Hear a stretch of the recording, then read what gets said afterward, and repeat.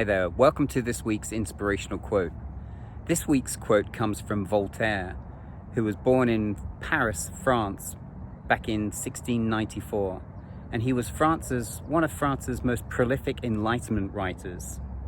And his quote is this: "Each player must accept the cards that life deals him or her, but once they are in hand, only he or she can decide on how to play the cards in order to win the game."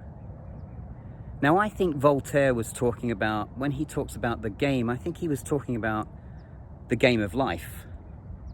And I've seen in my time as a coach over the last 25 years, and I've been privileged to work with some pretty amazing people in that time, and I've met lots of inspirational athletes in my time as well.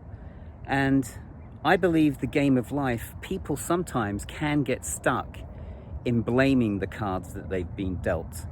Whether that is that they've had, a really tough upbringing, whether that is that they've had a phenomenal upbringing, but because of the pressure that they felt from their parents, they buckled under the pressure and couldn't perform to their best. So sometimes we blame the parents because of the poor upbringing, and sometimes we blame the parents because they had it all delivered on a plate. And of course, we also blame our partners, we blame our kids, we blame our boss, we blame the government, we blame circumstances, instead of actually accepting the cards that we've been dealt and doing the best we can with those cards. And it's a really powerful quote to make sure that we don't get stuck in blaming stuff for our lack of achieving our goals, whatever those goals might be, whether that's personally or professionally. So have a think about Voltaire's quote, and have a think about, are you limiting your potential with the story that you're telling yourself about the cards that you've been dealt?